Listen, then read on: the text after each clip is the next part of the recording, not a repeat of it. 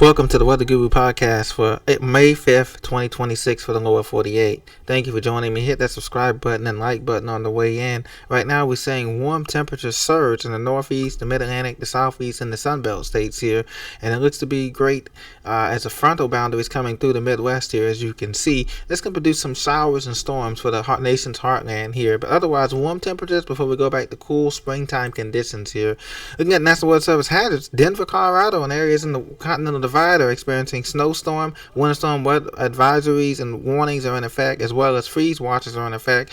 And we have a slight flood warning, a flood watch in effect for the North Georgia mountains down toward the fall line, back towards Columbus, Georgia, and the fall line on AI-85 there. So be mindful of that. Otherwise, pretty beautiful day for today, May 5th, Cinco de Mayo, 2026, in the lower 48.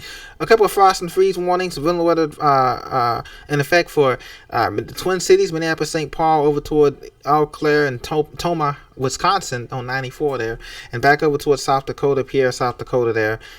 So winter is still in effect for some of these areas here. Some snow showers, like I said, once again from Cheyenne, Wyoming, up into the Yellowstone Park, down into the Rockies of Colorado and the eastern front highlands of Colorado as well, and into Kansas as well. So something to be mindful of. And a brief warning, a brief high wind advisory, eastern New Mexico, so coming along I-10 and I-20, Las Cruces, New Mexico, back toward just east of El Paso area there. Just be careful, some high winds on high-profile vehicles. Now, looking at the climatic outlook for the next 6 to 10 days, this is valid from today into the next 6 to 10 days. Warm weather is going to be 10 to 15 degrees above average for Vegas, LA, San Diego, Phoenix, back towards New Mexico and Denver, and into Seattle, Washington, and Portland. It's going to be below average, of course, in the Northeast. This includes Buffalo, Binghamton, Scranton, New York, Philadelphia, D.C., Jersey, Hartford, Connecticut, Boston, back into Portsmouth, New Hampshire, and into Maine. And this extends a little bit below average into the Appalachians, the southern Appalachians. So you folks along Tennessee, Boone, North Carolina, Asheville, back toward let's say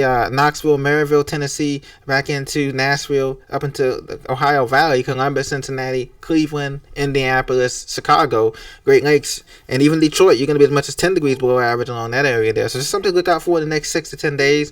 Going to be a brief dip near normal conditions in the deep south, and the warmer conditions down toward Miami, Fort Lauderdale, Tampa, Orlando. So that's going to be the next few days here, but severe thunderstorms to rattle the central and eastern U.S. in the first full week of May, according to AccuWeather.com.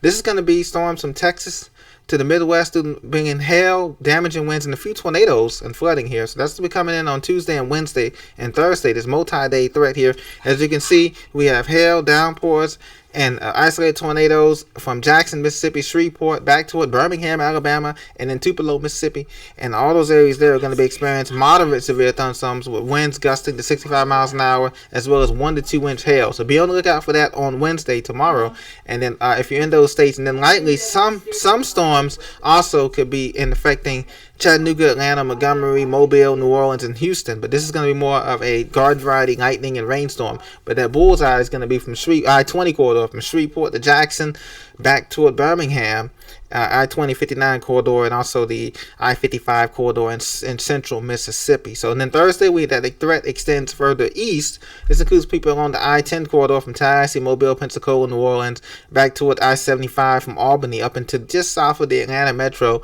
and then into Columbus, Charleston, Wilmington, Greenville, North Carolina, and the Piedmont region later on Thursday. But this is going to be a lower risk on Thursday, but still damaging winds gusts to 50, 60 miles an hour could be possible on that, and heavy downpours. As much it's going to help the drought out, but just something to be mindful of. Looking at the GFS model here for today, May 6th, for Wednesday, tomorrow, you can see this frontal boundary advancing as I showed you, all these showers extending here. This will continue to advance on Wednesday and Thursday. Those showers continue to be entrained into the northeast and the mid-Atlantic and the southeast here and the deep south. And then after Wednesday and Thursday comes in, those strong storms come in Thursday. After that, Friday, things clear out. Some warm air comes in, and just a few leftover showers around the Outer Banks and Wilmington and Myrtle Beach, and some showers down in southern Texas here, Corpus Christi, Brownsville, Hargan, Texas. You guys getting McAllen, you guys getting in some rain in the southern Rio Grande Valley, and just some scattering of showers in the Intermountain West on Friday, May 8th. Then we get into the weekend.